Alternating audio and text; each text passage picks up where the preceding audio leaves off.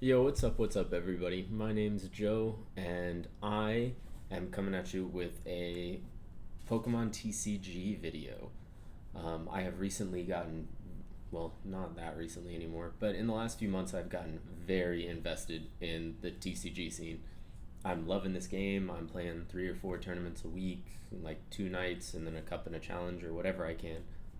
And I just got done playing a tournament today, and then I watched the last of Peoria tonight, and it got me motivated. And I wanted to walk you guys through um, how I build my own decks to come to cups and challenges, and like even just locals or whatever. With like, I know people say any deck can win anything, and people bring like Reggie Drago or there was a Venomoth on stream today. Like that's really cool. Um, but like they're not meta, but they still do well. Like it's only not meta because people haven't discovered it yet, or somehow that's how the saying goes. Um, so today I want to talk about a deck that is um, like got kind of pushed aside in Obsidian Flames because of Charizard, because Charizard's got so much HP and it builds into so much damage, and it's so hard to KO. And people are attacking specifically for that card, and I'm sure 1 or 2 more cards will fall in, and it'll be BDIF for I don't know 6 months or something like that. Um, but I wanted to talk about its little brother, and that is Tyranitar. So I'm gonna walk you through. I've taken Tyranitar to a couple of cups, a couple of challenges, and several locals, and I always take a little bit of variation. Tech in one card, tech out two. But it started to get a little convoluted, and I wanted to start from scratch, and I wanted to take you guys through my process. So let's go. Hiccup, sorry. Let's go through here and create a deck, and let's go T-Tar. If you were looking on the previous screen, I do have another couple of Tyranitar attempts, but let's go ahead and do this the way that I kind of like to do it from scratch. So we know we need a Larvitar. I've got these because they're really cool, but we need a base form Larvitar because how else are we going to get a Tyranitar? Then we need the Tyranitar. And I know in 99.9% of scenarios, we're not going to run for Tyranitar, or maybe not even that high a percentage. But I'm going to put a lot of extra cards in initially, and then we'll start trimming things that we don't need and adding in 1-ofs, 2-ofs, maybe even some 3-ofs that I didn't think of.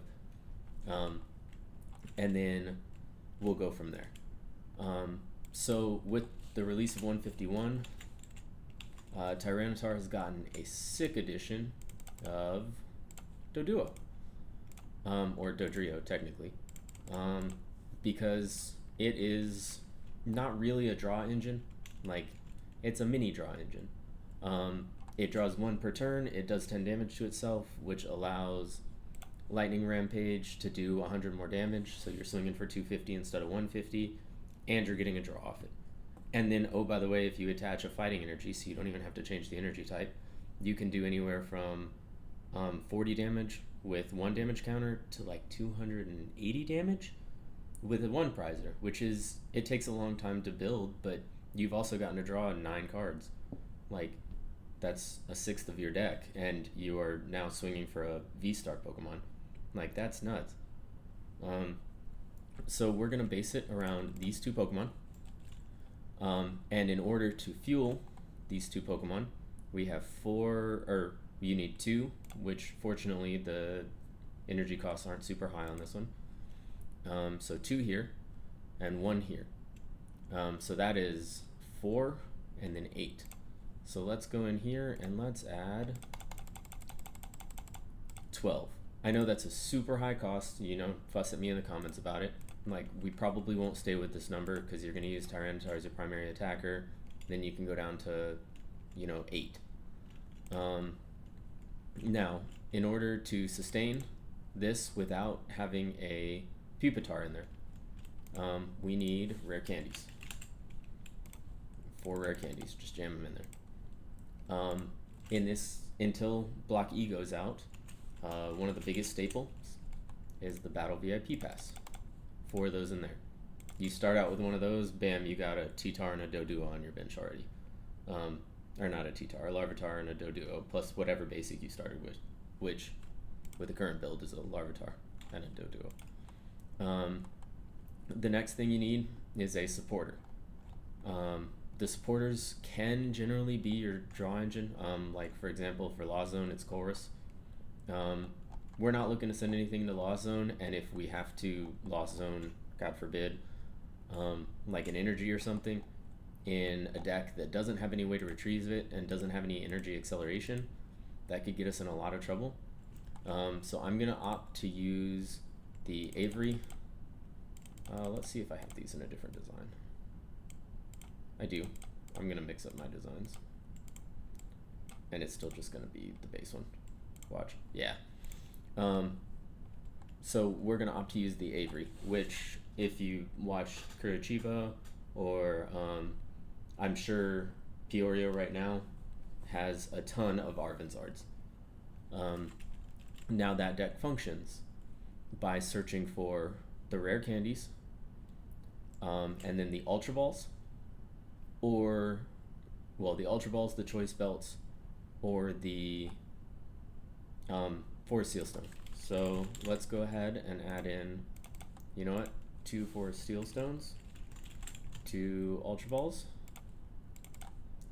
and 2 Choice Belts.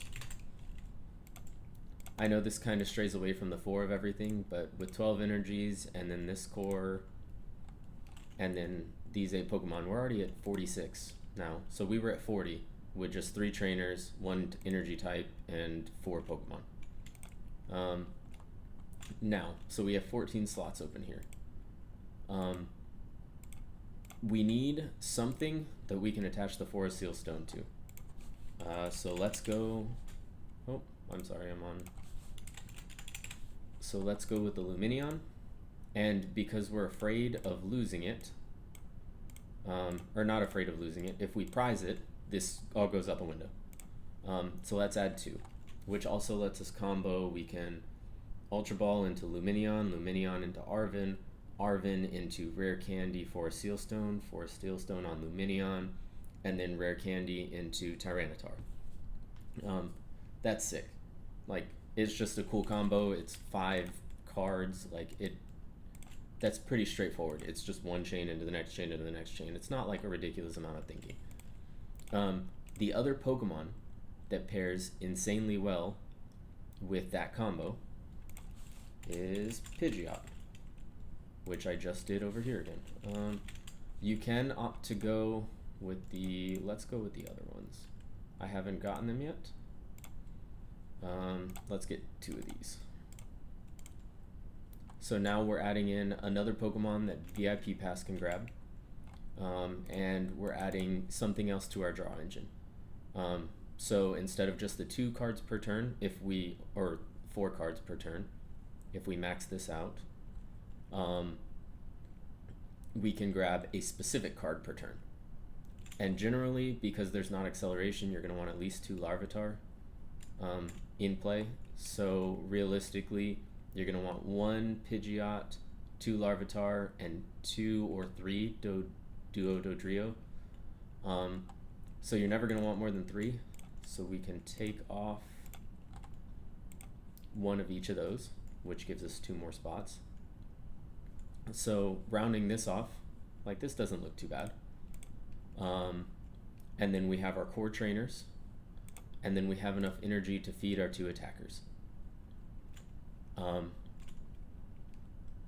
Following this up, this is running stage 3s.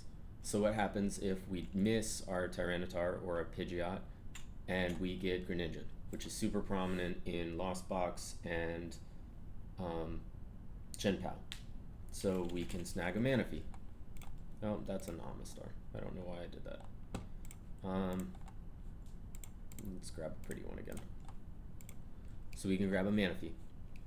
Now we have 21 Pokemon, and 1, 2, 3, 4, 5, 6, 7, 8, 9, 10 that are, you know, a reasonable start. Like, excuse me again. You don't want to start the Manaphy, but like, if you don't have to, like, if you start the Larvitar, the Doduo, or the Pidgey, that's 9 out of 10, 12 starts. 9 out of 12 is not that bad. That's 3 out of 4 basic Pokemon are good. Most decks only run a 4-3 line, to include the Charizards that we're kind of emulating to build this deck. This does have some extra pieces, and the extra Lumineon takes the place of the Entei, because the other, I'm pretty sure Arvanzard runs Lumineon Entei, and this runs Lumineon, which does give you an access to an extra bosses if you need it. So if you need to Pidgeot for the rare candy, and then play down the Lumineon for the boss, and then you can KO. Our energy count still doesn't need to change because we haven't added any attackers. These are all utility Pokemon. If you really need to swing with Blistering Wind, like, I guess you can, but I don't think that's really a move you're going to use very often. Super niche.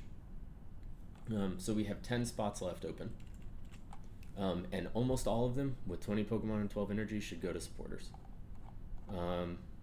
So you can start throwing in staples. So you can throw in a Splash Hisuian. So that way, if you prize 1 or 2 of your Pidgeys, 1 or 2 of your Lumineons, your Manaphy, like, that will save your butt a lot. You can throw in 2 Nest Balls and 2 Ultra Balls for your Arvanzard. Or, I even said Arvanzard. We are really replicating this. And there's 5 more slots in. So now you're at 55 out of 60. You have your main draw engine. You have things that'll let you don't need to draw for a ton of cards if you can pick the exact card you need and then supplement that with 1, 2, or 3 cards. 4 if you count the Lumineon once.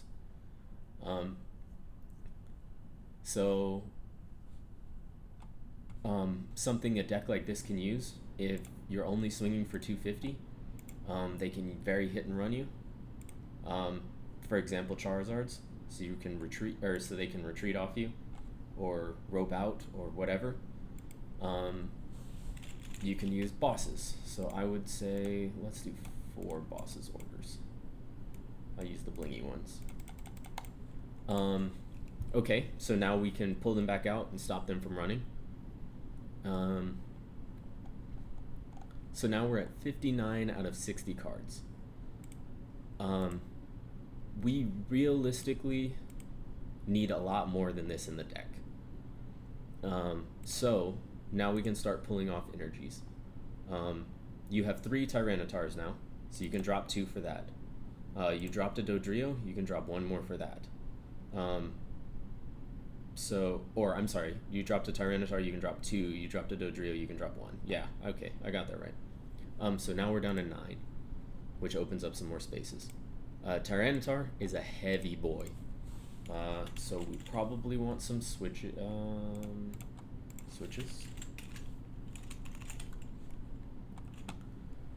So let's go ahead and snag 2 switches.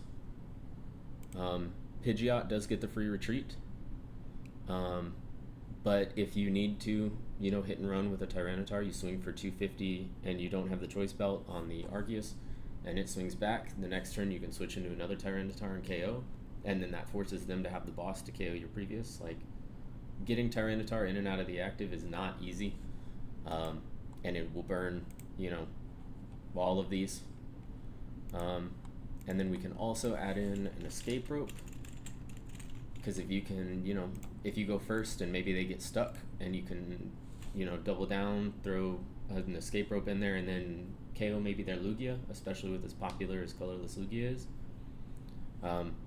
That is it's like a pseudo bosses, or can at least force something good out of the active. So now we are back at 59 again. So we can go for more tech cards, or just some disruption. So let's throw an Iono in there.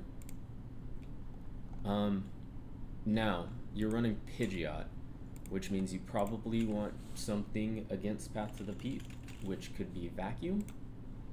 We can throw a vacuum in there, and you're running 2 Luminion, so maybe 2 Collapse Stadium. And now I'm 3 over again. So let's see what else we can cut. We don't need 4 Ultra Balls. We can probably only use 2 since we're relying on Quick Search and Arvins. So we know we can hit at least one of those Ultra Balls.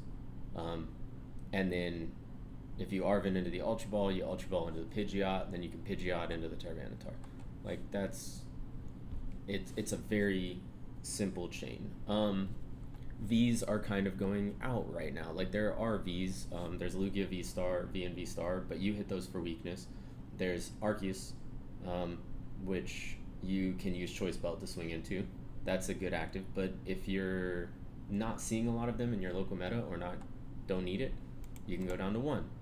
And bam, there's a pretty core 60. Let's not do that. So 9 energy, I still think is a little steep. So I think you can go down to, let's say 7 energy. Let's say 7 fighting. But there's an idea in those older decks that were trying to run Tyranitar. Some of them used Lucario, this one, that hurt itself and added a fighting energy. We don't have a lot of disposable energy, so we don't want to use this, but it's a backup that would hurt itself instead of Dodrio, so you could do that 250. The other alternative is Gengar, which I really like. Let's see if I have a pretty one. I do. So let's splash in a Gengar. Maybe you can Ultra Ball it away, or if we add in a Professor's Research, you can research it away and get a whole new hand. And then if they snipe your Dodrio, so you go back down to doing 150, you can just haha Gengar. It can just be a tech, like you couldn't get the Manaphy out, or you prized your Manaphy, and they shoot down your 2 Dodrios, knowing that you can only swing for 150 max without them. Or Doduos. Then you discard the Gengar, summon it back, it takes 30 damage, bam, you're back to doing 250. It's just it's a reliable way to get a damaged Pokemon on the bench. Now, we're back at 59 cards again. Ideally, 4 Boss's Orders is great if you're chasing and you're aggressive, but you have to get set up. And since this deck has no way to accelerate energy, you could do a Raihan, but ideally you're not going to lose a Pokemon every turn to be able to Raihan onto your next Larvitar. You could EXP share, set up your first Tyranitar as quickly as possible, play down the Larvitar, attach, the next player goes, you attach your next energy, evolve it into Tyranitar, swing. But the problem with that is that you don't have a way to put the 2 on in the turn. I experimented a little bit with Kita, and I thought this was a really cool idea at first. And then I thought it was just the Pokemon that you put the energy on, which would have been great, because then you could just accelerate 2 to the Larvitar on the bench and swing. But that doesn't work. I think that card would be better, or at least usable. I also thought about Poppy. But then you still need to get the energy on another Pokemon and then shift them from that other Pokemon to your Tyranitar, which still takes, at least 2 turns on top of, setting up your Pokemon. And then I thought about Blastoise, just as, theory crafting. But there's no way that you get the stage 2 consistently on turn 2 and then put 6 energy cards on 3 Larvitar, and then you just have an empty, that's just a dead space once that happens. I guess you could use the Hydro Pump, but that only does 90 damage if you're running fighting. So I sincerely think I really want to go with Gutsy Pickaxes. 4 of these would be so cool, but you gotta find something to cut for them. It would help you dig through your deck. It would add to your draw. So you Dodrio into a Gutsy Pickaxe, you Gutsy Pickaxe into whatever card comes after that. If it's an energy, you can put it on. you can attach it to your benched Larvitar.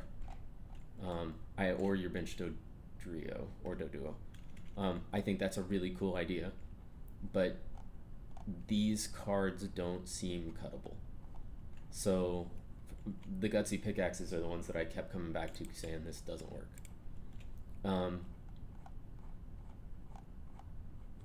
Another change that you can make if you're running that Gengar for the consistency is you can add a Luminous. You may prize the Luminous sometimes, but that's fine because you're only using it in the niche situation where you need Gengar to do, between 20 and 100 damage, which is not very often. But it can be really nice for knocking out things like Mimikyu, or, well, I guess it wouldn't work against Klefki because of disable the ability. I'm not really sure how that works, but I'm pretty sure that's how that works. So it's things like that, like it can come in handy to knock out, problem children that you can't get your stage 1 up for. So I like the Luminous Energy, which means we're at 65 out of 60, and I just can't see a reason to leave the Gutsy Pickaxe in. And if you really need to drop one, like a single copy of Iono is not going to hurt you. So this is about as close as I can think. You have 3 path bumps. You only have one way to accelerate energy, and I kind of hate that. But you need to add, Gutsy Pickaxes aren't reliable. They are reliable to get you through your deck, but they're not reliable to attach to a bench Pokemon. That's if you get lucky. And then you'd still have to switch it in if you want to add 2 that turn. So you attach, you pickaxe, you happen to hit it, you add, and then you switch or evolve and switch. That requires a lot of cards to use. You're not just digging through your deck. If it could go straight to the active, I think that would be really cool, but that's not the case either. So I just can't, I want to keep them in, but I can't find reasons to.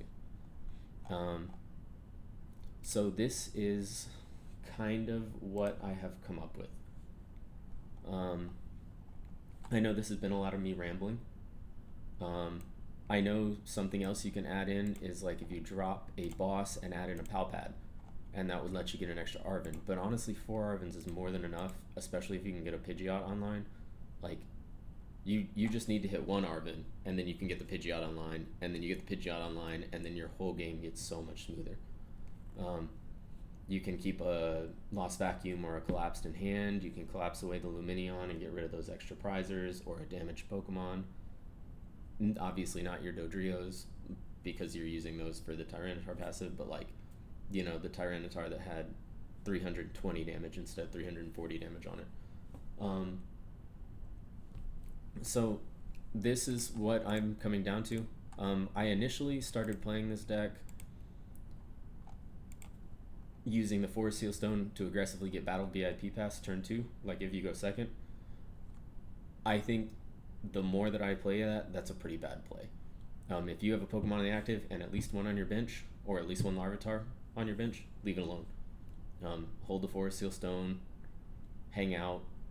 Maybe you get the Ultra Ball or the Heavy Ball, and you can pull out the Lumineon, Arven, Rare Candy, Forest Seal Stone, Pidgeot, Rare Candy, and then you just accelerated your whole board into these massive, minimum 280, maximum 340 damage or HP Pokemon. I really hope that this becomes a viable way to play Tyranitar. This is currently what I have run. I've done as bad as 2-2 and as good as 4-1 in person. It's a little tweakable. Obviously, you can make your own changes. If you have any comments, questions, thoughts on what can be cut or what you feel is useless in the deck, please let me know. Post down in the comments. My real deal here is to break down how I'm thinking about deck building, and if people can find fault or flaws, which everybody can in everything, you guys can help me become a better deck builder. I love creating things. I've been really into GLC lately, which has been a blast. I really want to play Pokemon the most fun way possible. I'll slam meta decks at cups for points, but if I go play a local, I don't want to play Mew VMAX for the 1000th time, or Single Strike Lugia. that's not the Friday night I want to play. I want to go test stuff. I want to go have fun. So if you guys have any feedback for me on this, like, please throw it my way. So to bring you guys through my line of thinking, these are the couple of things that I thought about adding. At the very top, it's mana fee. You made sure you needed switches. Path bumps were needed. A consistent way to add the damaged Pokemon to the bench, because if they snipe your Dodrio or if you prize one, like, it's really hard. I could see you even cutting an extra Dodrio.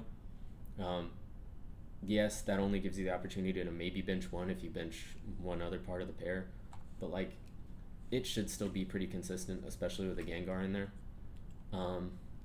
And then maybe drop a supporter and add a Palpad, like 2 boss, and then you use it, and then you throw the Palpad out and get the 2 boss back again. Like, that's pretty sweet. But the main point of this was to help me grow as a deck builder and to give myself something to reference back to, and hopefully when I become a much better deck builder, I can come back to this and think about, man, I could have made this change, I could have used this card. Here are just some notes that I typed out about my process. So I started with 2 core Pokemon lines. You can use 3 or whatever your method is, but just start with the Pokemon you know you want in the deck. With the initial Charizard build, when Obsidian Flames came out, it was Arc, Pidgeot, Charizard. You knew you needed 2, and then 3 or 4 Manders and 3 Charizards. Like, that's a core. You can gladly build a deck around that with a couple of staples and the energies you need, and then you're only changing 15 cards. Like, you can get up to 45 cards pretty quick. But make sure you have enough basic Pokemon that you're not, if you're only running 3 basic and you mulligan every turn and then you just gave your opponent 13 cards on their first turn, like, that kind of sucks too. So like, make sure if you're running stage 3s, you have the mana fees, the little tech cards, all that kind of stuff. Make sure you have enough energy to fuel the swings. Like, there's Zard decks that are only running 6 fire energies or 8, and when you accelerate 3, like, you don't even have enough to accelerate with all 3 Charizards. Yeah, you might not need it to win. Like, it's 2-2-2, so you should only need 6 theoretically, and like, the odds you prize more than 1 or 2 are pretty low. But like, there's so many Charizards on ladder at Peoria that you've seen run out of energy and have to like Super Odd or Super Odd twice. Like, make sure you have enough energy. You don't need enough to smother your deck, but you do need enough to play your deck. Figure out what you want your supporter or your draw engine to be. Chen Pao to function under Path, it's Barrel. Arc Pidgeot for the old Charizard, now it's Arvanzard, which is what I've taken a lot of inspiration from this from, obviously. Like, it's all about getting that turn 2 Pokemon up. You throw the Arvan, you get the turn 2 Tyranitar up, you swing for 250 with a 340 Pokemon. Like, you're going to be ahead in the prize trade, especially into Lugias. You're weak to fighting, so like, if they're single strike Lugia, like that Tyranitar is not that much of a threat. Like, it can't one shot you almost no matter what. Like, just figure out what your draw engine is. Colress is great for Lost Zone. Lost Gudra uses it. Like, there's a ton out there. Squovit, Babarrel, even the Reverum. Honestly, like, I want to make a steel themed deck and use the Varoom and the Reverum, the one that lets you draw 6 cards. It's like a Babarrel +1. Like, that's cool. After you figure out what you're using to draw, like, make sure you add your absolute staples. Until it rotates, VIP pass. If you're running a stage 2 deck, rare candies. Enough rare candies to at least supplement most of your deck. Like, obviously I can't run 5, and I'm running 5 here. 2 Pidgeot and then the 3 Tyranitar, but I'm running max. So like, that's 8 more spots. Run your splashables. Make sure you're hitting damage numbers. Choice Belt, Vitality Band, anything that lets you're swinging for 250, you need the +30. You're swinging for 270, you need the +10. Like, anything like that. Once you have your base core, 30 Pokemon, play a couple of games. Figure out what you're building. and what you need. Like when I first tested this deck, I didn't have the Manaphy, I didn't have one of the Luminion, and it felt terrible. I got Greninja'd a bunch, I lost a bunch of Larvitar, those poor things, I lost a bunch of Doduo, added in the Manaphy. Found myself chasing a lot of Pokemon. Like I'd swing for 250, they'd retreat, I'd need the bosses. So I put in 4 bosses. Make those tweaks. Like that's a great thing for your deck. And only you, after playing enough games, knows what that deck needs. Let me pull up an example real quick. This is what I have been running on my current Tyranitar deck, the one that I'm currently rebuilding with you guys and trying to simplify it and make it a little more consistent. I ran 32 games on this before I took it into in-person play, or before I spent money on buying the deck, and the deck only cost like $40. Like it wasn't bad to pick up, but like I wanted to understand it. When I'm building it from scratch, I want to know how those matchups work.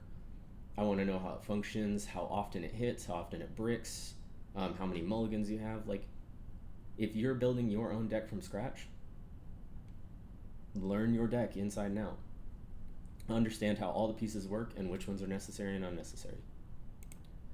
The next piece, get other players in your area's input.